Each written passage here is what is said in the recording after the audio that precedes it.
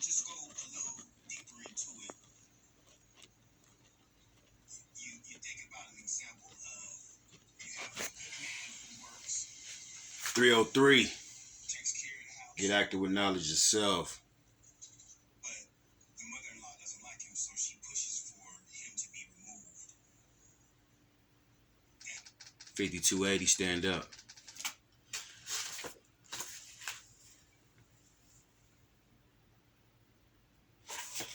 It is in print. You can buy it off of Amazon.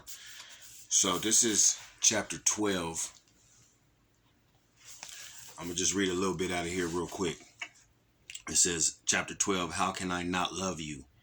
When I first thought about writing this book, it was supposed to be a form of cleansing myself of all the bad relationships I have had in my past. I was supposed to use this book as a form of therapy and a conduit to reflect on myself as an incomplete man, which would help me to continue to grow into a more developed and mature soul who progresses at a steady pace to flourish in established, responsible, and legal dominion of manhood. Also, my plans were to use this book as an apology to the black women I have hurt in my past. But as this book progressed, there were too many factors that needed attention, not just the sisters that I've hurt. There were also the thought of the millions of black African women all over the world who needed an apology and healing as well. This is what prompted me to delve deeper into the abyss of this separation between black men and women. I was overcome with a sense of duty to at least try to help shorten the gap that has broken us apart. I felt like I had to address the self-hate that is eating us alive and taking away our dignity and common sense. I was focused on showing both black men and women the errors in how we have treated each other. I thought that if we could just see our own mistakes as black men and own up to it, and the black woman could own up to her mistakes, and we both agree to change for the better and not continue to make these same mistakes, then we would be able to elevate our way of thinking and repair our relationships. So that's just a little piece from chapter 12. I could just pick anywhere in the book, man, and it's just, I'm just talking about us being together, like chapter 5, you are loved, you are beautiful, you are every woman. It says, I know that a lot of times we black men can be hurtful, harmful, and downright nasty mean when it comes to our women we are supposed to be loving and caring for. Most of the time we act without thought. I'm not making excuses for any of our odd behavior. I'm just stating facts. We act out because of how we feel about the situation before us. Now, listen. This is my favorite chapter because this is my chance to give you my personal love and maybe heal some of you who need healing from your black man. This chapter is my chance to celebrate the black African woman by simply saying, I love you.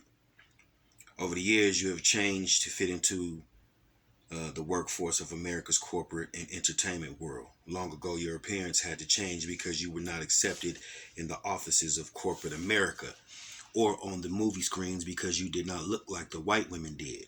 You were unique, and that caused jealousy to arise between you and the white women of America when the white man started to turn his head and follow the thick-legged, round backside, highway, curvy hips having sisters down the hallway. When Pam Grier, Lena Horne, Josephine Baker, Eartha Kitt, and attractive sisters from the 50s on up started to emerge into mainstream American entertainment, then all of a sudden the black woman is not sexy enough or not good looking as the white woman. Before all the other women of the other nationalities came into the limelight, the white woman stood alone. The black African woman was cast in the background as maids and nannies. As the black African woman took on more meaningful roles and eventually moved into the leading roles, animosity arose from the white woman, and she put the bad mouth on the black African women who were starting to threaten her number one spot on the big screen. Look how that white girl in tennis started calling Venus and Serena ugly, saying the beads in their heads were a distraction. And then she talked about the way they yelled out every time they hit the tennis ball because from the beginning they were all intimidated. But the new age, or so-called unracial era, prevented the new whites from speaking their feeling. But when Venus and Serena started winning all of these matches, then things came out. But like I said, it was only after they started winning a whole lot of matches and started to get more money from endorsements and started to acquire their business ventures. Remember? So, I mean, man, it's just, yeah, hold on. I don't want to waste y'all time no more, man. I'm just want to give y'all a little piece of my book, man, so y'all can see what was in there. And it's called You Are a Queen, Nothing Less. It was intentionally a book that was written for my daughter Ariana Nicole Jones, but I started off to write it for her, and then it turned into some other stuff and other stuff and other stuff. But it is still You Are a Queen, Nothing Less, a letter to my daughter. So go get this book on Amazon, $12, and support your man Trent Jones. Thank you and one love. Y'all have a beautiful, blessed day.